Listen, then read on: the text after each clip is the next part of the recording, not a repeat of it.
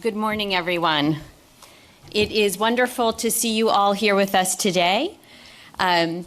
Both of you, those of you here in person, and we know we have some joining us also on WebEx. I will turn first to the Managing Director for her opening remarks, after which we will open the floor for questions. So without further ado, Kristalina, over to you. Thank you very much, Julie, and a very warm welcome to all journalists that are here in the room and those that may be online. Great to have you with us.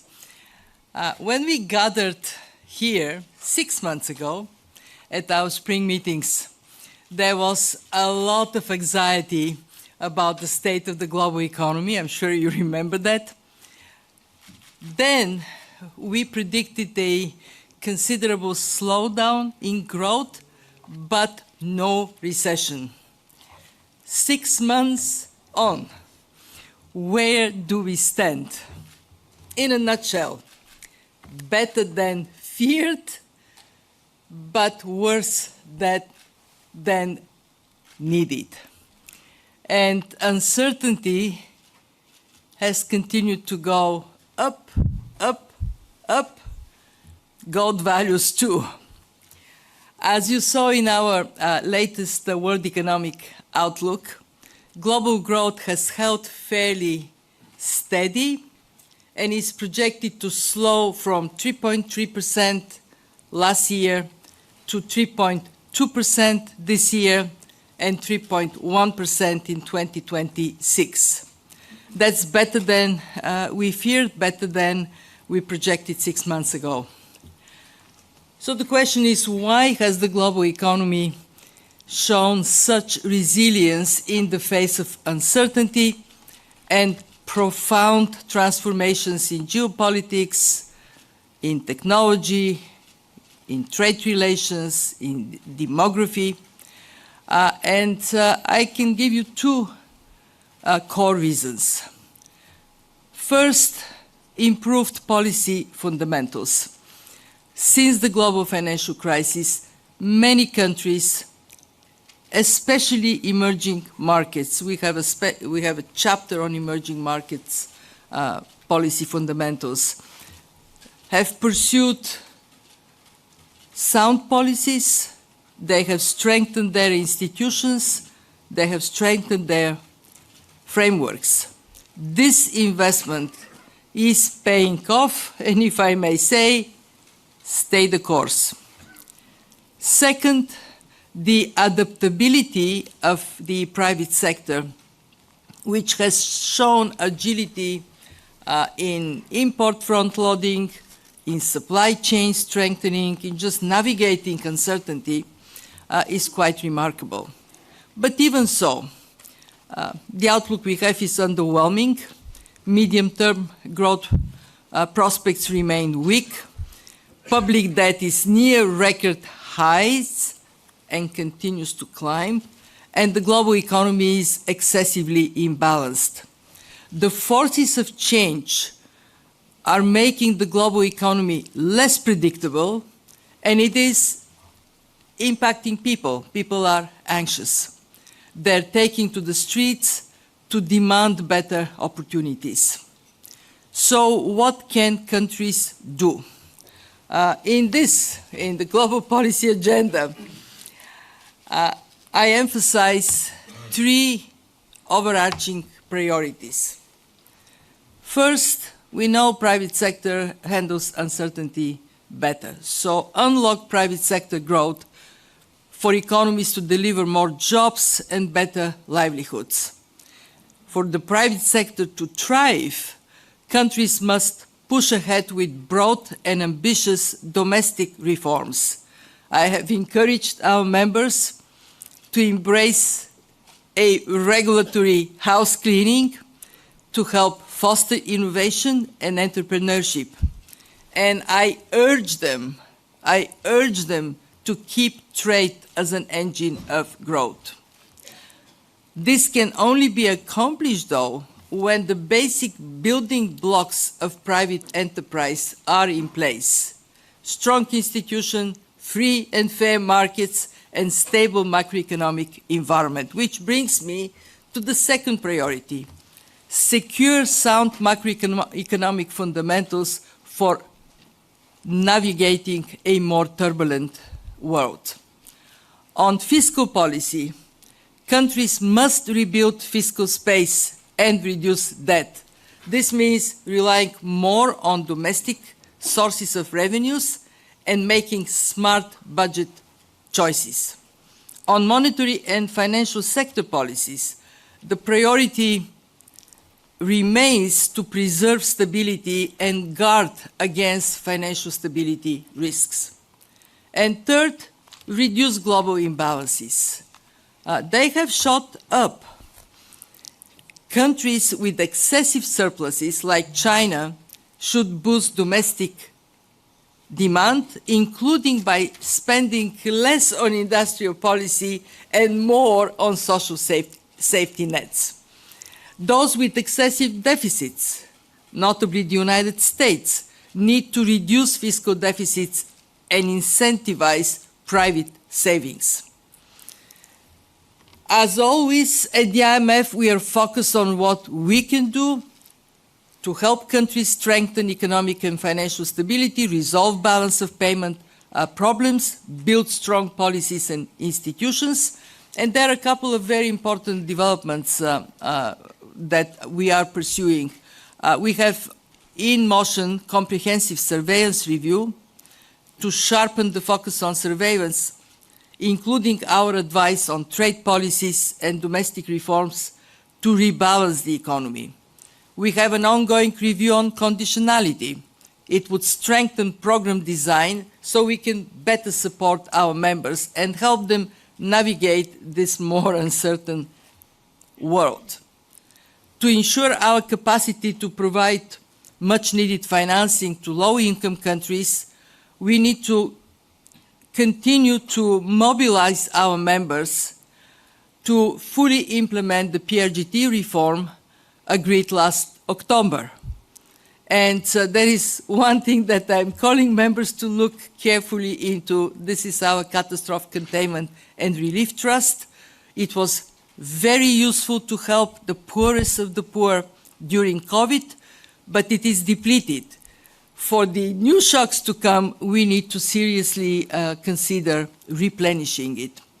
And finally, on debt, we continue our work on the Global Sovereign Debt Roundtable. We had our meeting yesterday. We continue work on reviewing the debt sustainability framework for low-income countries. And we intend to make more systematic use of our good offices to improve coordination between creditors and debtors. So let me end with this. Uncertainty is here to stay, and change is unstoppable. But with change comes opportunity. And in the IMF, we will continue to help our countries to pursue opportunities in front of them. As a prudent steward of our members' resources, we are going to be right there for them every step on the way. And I can share with you that I have had extensive meetings with regional groups across the membership.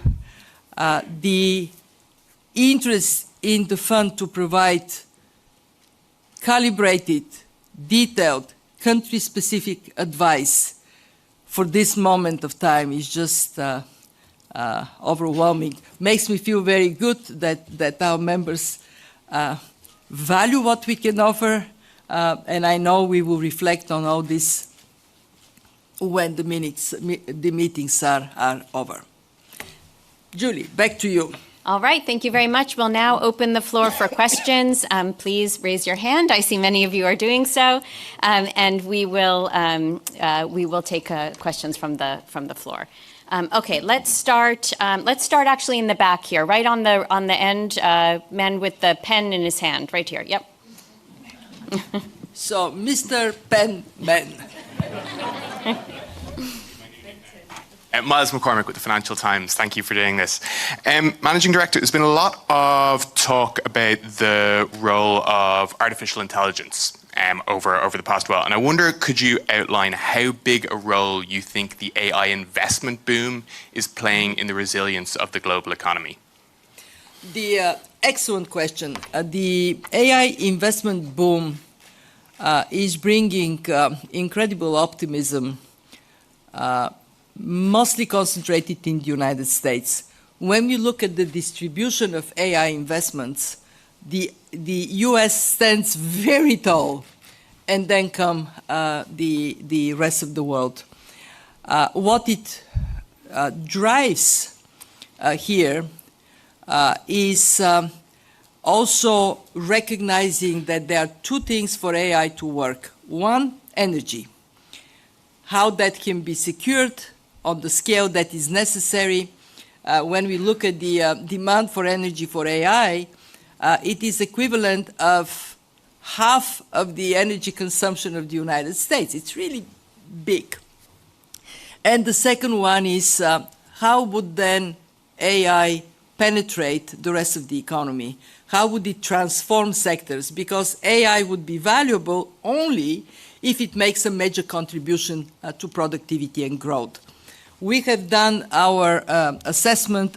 Our view at this point is that indeed AI will contribute to growth somewhere between 0.1 and 0.8%. This is significant. Remember, we are stuck in this around 3% growth right now, and if we were to extract that kind of boost of growth, that would be very significant for the world. Of course, we don't quite yet have this penetration of AI across the economy, and this is why we are emphasizing one thing: preparedness. Are you ready for it?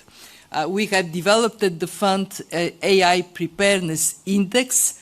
It ranks 174 countries on 4 criteria: digital infrastructure, labor market skills, innovation and how it penetrates. In other words, is AI making a difference in transport, in agriculture, in healthcare?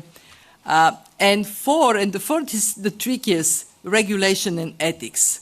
When we rank countries, here is a problem that arises. We have a very big distribution from the best to the laggards.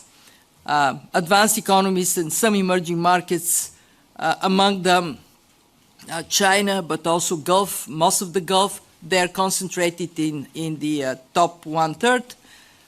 Low-income countries at the bottom.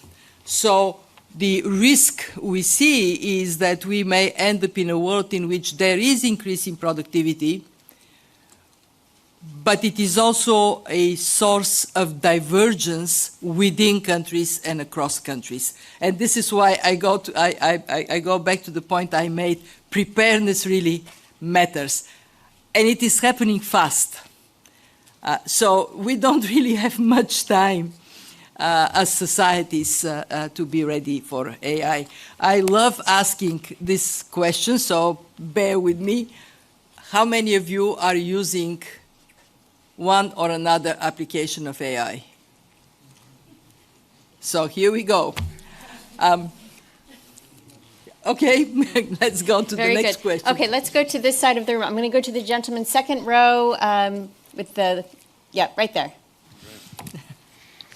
Hi there, Eric Hertzberg with Bloomberg News. Firstly, can you talk generally about how you view the fiscal health of the group of 7 countries as a whole, directionally, and some risks there? And more country-specific, can you talk about Canada's fiscal position? They're planning to run some deeper deficits, focus investment towards infrastructure and capital spending away from operating spending. Can you just generally speak about Canada as well, too? Of course. Thank you. Of course. So what we are observing is that build-up is driven primarily by advanced economies. also emerging markets, not low-income countries, because it's very difficult for them to tap into more borrowing. Advanced economies are moving up, but there is differentiation. Some have a more significant fiscal problem, others less. When we look at the group of 7, we have on one side the United States, as well as France, Italy, where there is need for fiscal consolidation. The good news is that they all recognize this need. Then we have countries that are in, and Japan is in this category of needing to look into their borrowing. And then we have countries in the G7 that are in a better position. Germany and Canada stand up in that regard. Both Germany and Canada recognize that in this very testing time, they need to use their fiscal space. In the case of Germany, it is beneficial for Germany, it's beneficial for the European Union, and of course beneficial for the rest of the world. In the case of Canada, the Canadian authorities have been very decisive to take action in the context of changing relations with their main trading partner. And one of these actions is indeed to reform, modernize the budget framework by doing two things. First, separate operating expenses in the budget from investment. And that ability to then focus strategically on investment that are pro-growth, that can lift up productivity, and then send a signal to companies, to the society as a whole, that Canada is going to do it, we welcome very much. The areas that Canada identified, housing, infrastructure, energy, they're thinking of some strategic projects. These are areas that we see the need of doing more so Canada can lift up productivity. And the second thing Canada is doing is to change the time schedule for the budget. Rather than presenting it in the spring, to move it towards presenting it in the fall. Actually, if I remember correctly, early November is when the budget is going to come. Why are they doing it? Because they're thinking of predictability, of the signaling of this investment orientation, and they're saying, wait a minute, the construction season in Canada is from the spring on. If we tell people in April there would be this very important project, by the time it starts chirking, it would be winter, not the best time to construct. So they're moving the cycle in a way that we think is appropriate. Right. Okay, let's go right here in the front row, a woman in the green jacket. Thank you. This is Tao Xu with the China Center Television. So my question is about China. So as we know, China's economy is shifting from the high-speed growth to a stage of the high quality and stable development, so which reflects in the latest WEO report. And could you please comment on that? And also, how do you assess China's role in driving the global growth? Thank you. Thank you for this question. China has been quite resilient to the turbulence that the world has experienced.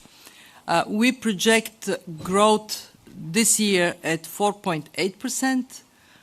We expect growth to slow down to 4.2%, and that immediately answers your question. China is growing faster than the global average, and in this sense, it is contributing to global growth.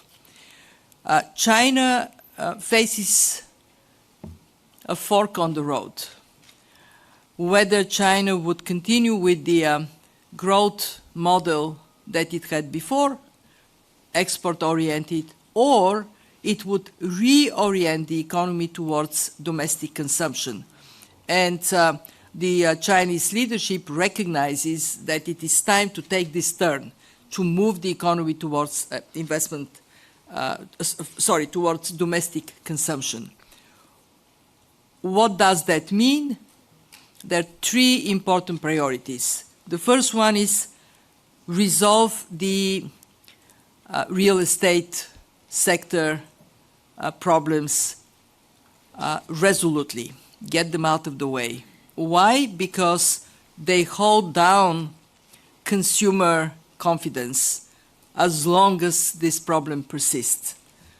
Two, increase social safety nets. Instead of investing in industrial policy, China has been spending about 4% of GDP to support industries.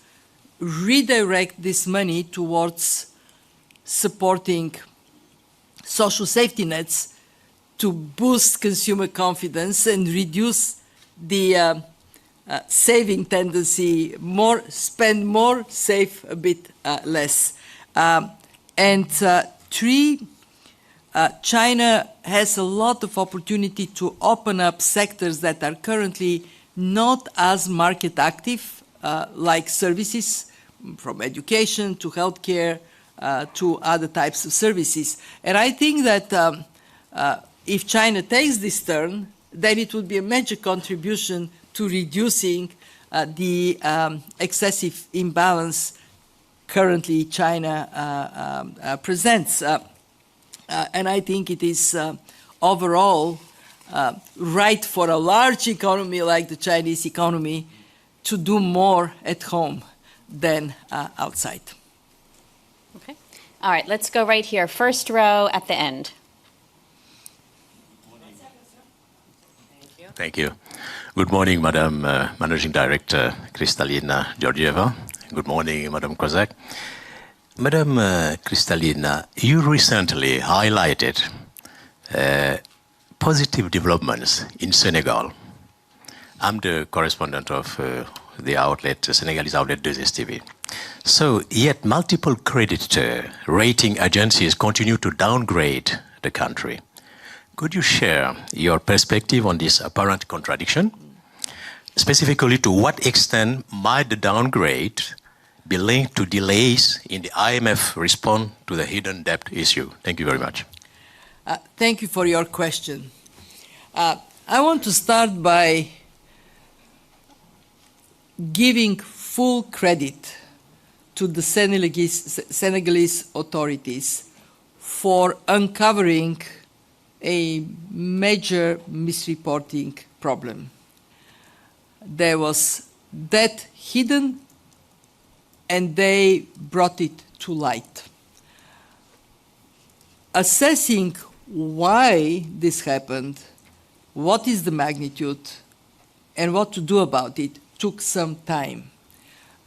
But now we have clarity, and once we had clarity, Senegal asked for a program from the fund, and I can tell you they asked and we immediately responded.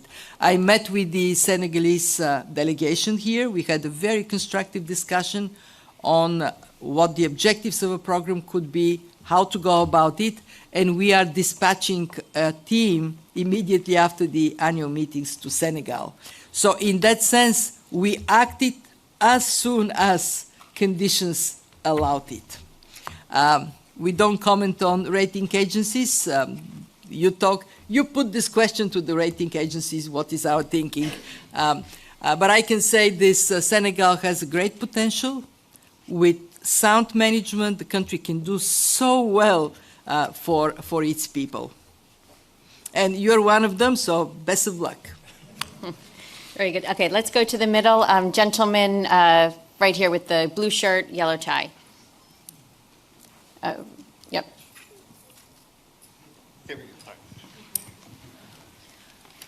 Thank you very much, Managing Director. David Lauder with Reuters here in Washington. I wanted to ask you about something that is making the rounds in financing circles here. There's a couple of U.S. companies that have collapsed in the automotive sector, a parts company and a subprime auto lender. They got their funding from the non-bank sector, the private lending market, and it's raised some alarm bells there. Jamie Dimon the other day mentioned that if you see one cockroach, there are others. So I'm wondering if this is a concern for you about the health of the credit markets and whether this is something that could boil over into a crisis. And then furthermore, how prepared is the world to handle another systemic crisis that, buffeted by crisis after crisis, there's not a lot of resources left in fiscal coffers. Thank you. Thank you, David. We are concerned, and it came very clearly in the financial stability report we issued this week. What we have seen is very significant shift of financing from the banking sector to non-bank financial institutions, to a point that more than half of financing is now there. We know that the non-banking financial institutions do not enjoy the same level of regulatory oversight as the banks do. Therefore, if that grows significantly, then we risk, should there be a concern that grows, that we may be in a difficult place. Whether that kind of problem can be more dramatic, of course, depends on two things. It depends on the performance of the real economy, and it depends on the magnitude of non-banking financial institutions that find themselves in a tough spot. And this is why we are urging more attention to the non-bank financial institutions.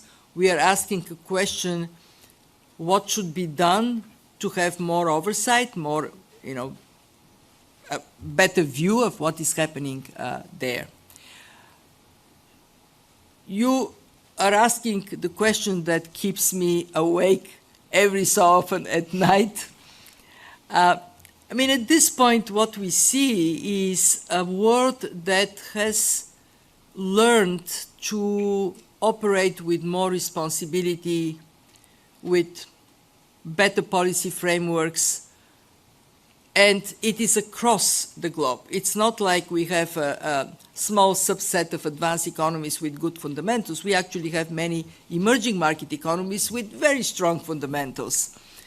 We also have lots of reserves. When you look at the systemically significant economies, they have accumulated massively reserves, or like the United States with the exuberant privilege of the dollar. In that sense, there is a better foundation. We are not where we were at the time of the global financial crisis. Lessons have been learned, actions have been taken. Nonetheless, we also have to recognize that countries have exhausted their fiscal buffers. I just talked about the high level of debt. Monetary policy is still wrestling with keeping inflation on a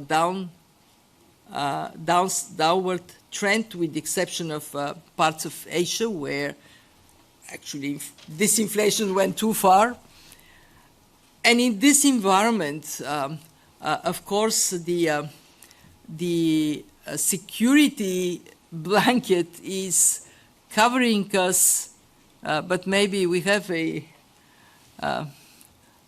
foot out in the cold. So we have to be vigilant. What do? We watch it very carefully. Stretch valuations are a reality. We talked about AI. AI has created this enthusiasm. Very important bet, David. If this bet pays off, we are in a very good place. But what if it doesn't? Or it doesn't fast enough? So you're right to be putting this question to us, and I can tell you that we are very watchful on development. So far, not that many cockroaches. Very good. Okay, let me go right here to the front. A gentleman in the brown jacket. Morning. Thank you, ma'am. This is Deepak Ajwani from the Economic Times, India.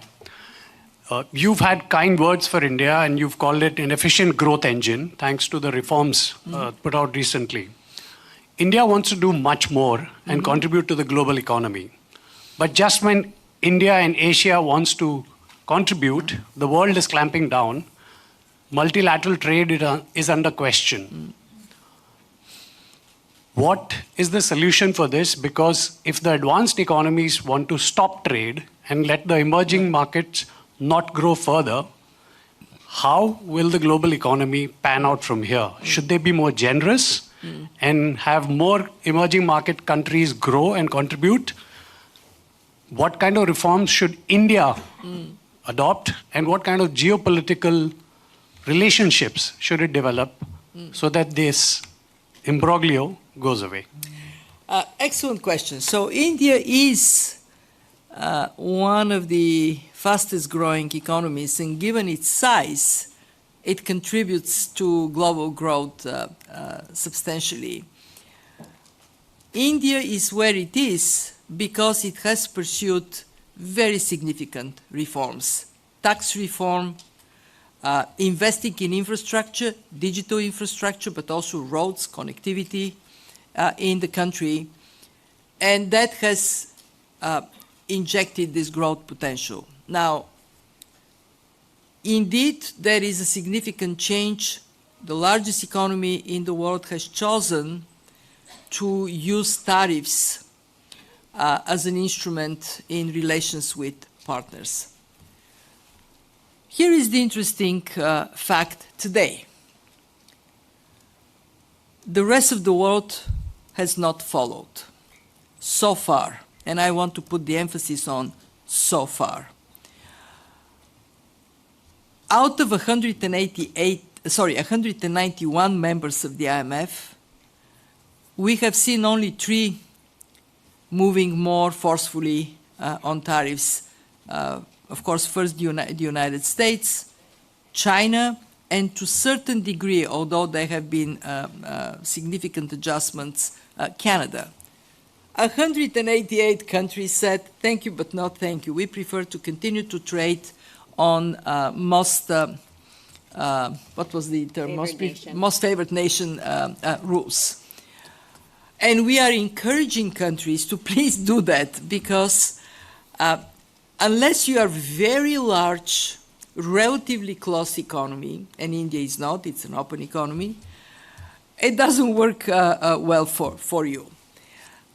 We also are seeing a very interesting phenomenon, and it is the increase in regional trade integration. And actually the ambition for regional trade integration is growing in many places. In Gulf Cooperation Council, in ASEAN, we see in Central Asia more interest to trade. And I think for India, that takes me to what can India do.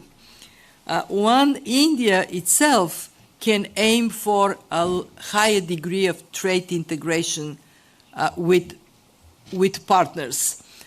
India has still maintained some barriers to trade. There are tariffs that India imposes. There are some restrictions. And it is good to think about where do we want to go? Do we want to go in a direction of maintaining and increasing these restrictions, or we want to go the other way, integrate? And if I take the relations with the EU, the signal seems to be, yes, we want to trade with others, we want to have more openness. The second thing India can do is just to continue doing what it has worked for it, pursue reforms. There is a lot that can be done in education, increasing skills capabilities, reforming sectors to open them up for more private sector initiative. India does have space for smart regulation to move, self-inflicted injuries, get them out of the way.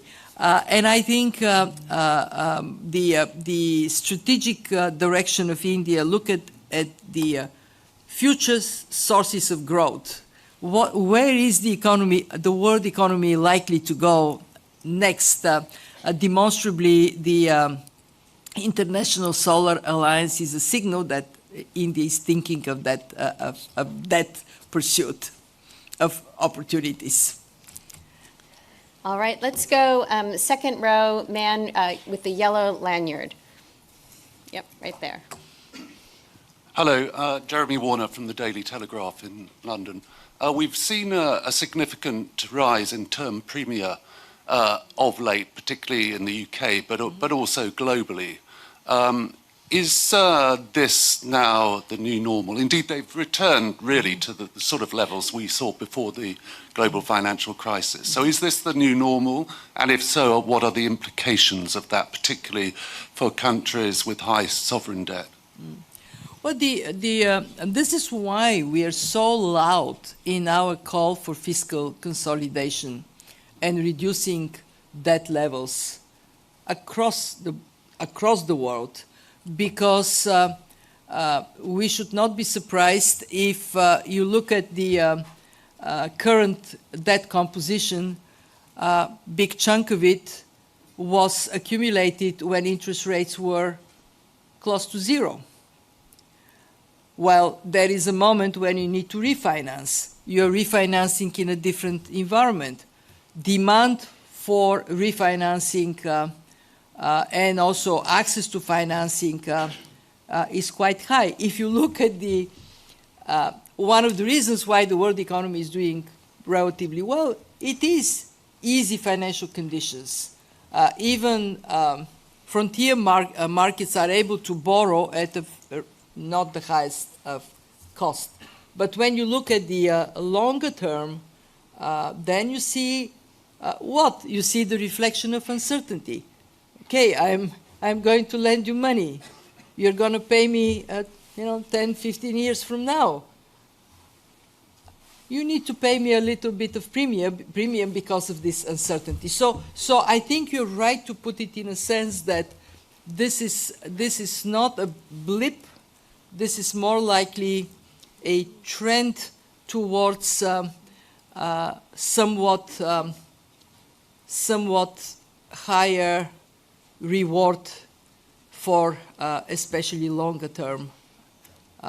But if government, let me put this again, if governments bring their debt levels decisively down in a medium term, not only that, if they signal they're doing it, and in this sense, the UK is doing the right thing. They're signaling that they have a growth vision, but they also have fiscal responsibility. So you signal, and then the markets are going to be kinder to you.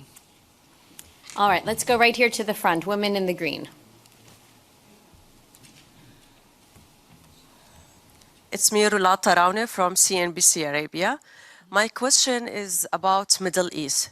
Do you think that the Middle East region will regain economic stability after 2 years of geopolitical tensions that have affected Egypt, Jordan, Lebanon, and Syria?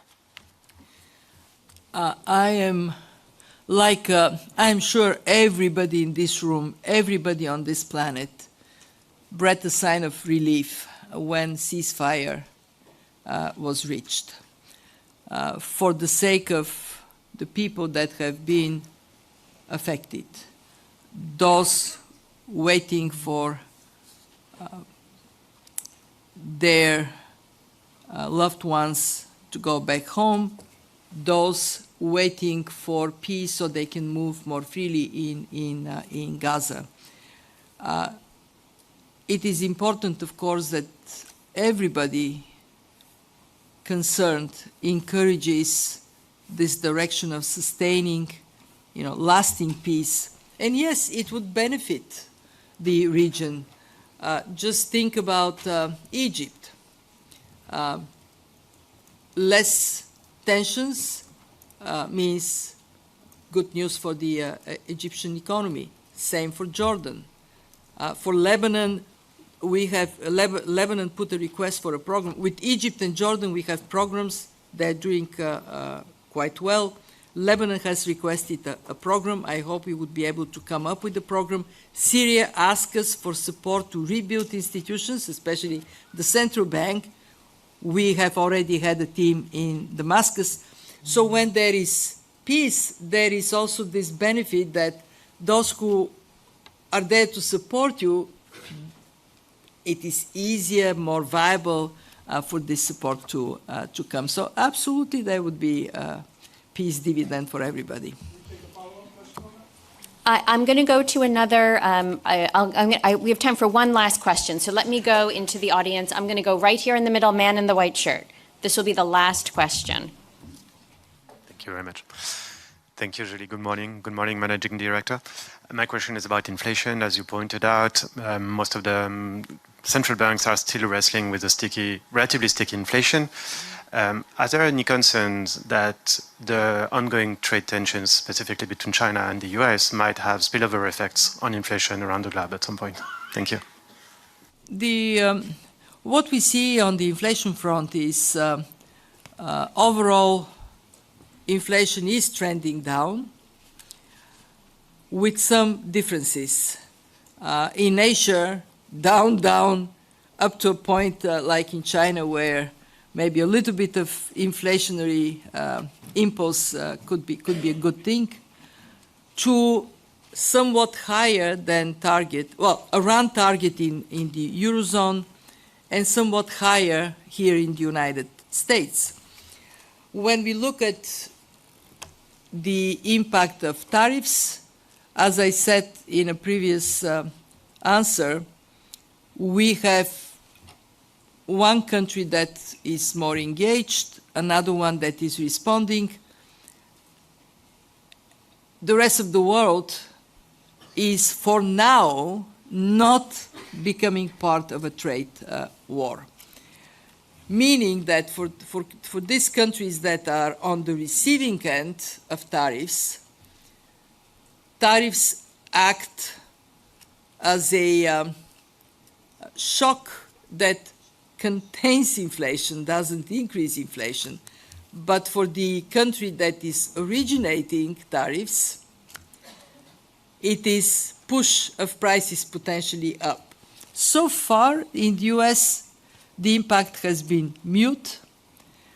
Our explanation is threefold. One, companies, importing, exporting companies have been doing well. They have good profitability, so they can absorb some of the tariffs in their profits.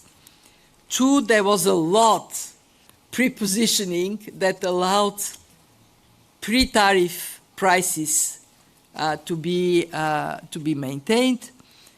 And three, the likely adjustment of supply chains may also ease this impact. If there is flare up of trade tensions, that would of course have a negative impact. And again, this is why we are saying, please don't and don't do that. It is not a healthy action. All right. Well, thank you very much. This brings us to the end of our press briefing. Thank you, Managing Director, for joining us. Thank you all for joining us. We will post the full transcript of this press briefing on our website. And of course, if you have further questions, my colleagues at media.org, the IMF media team, are available to talk with you. Thank you very so much, everybody.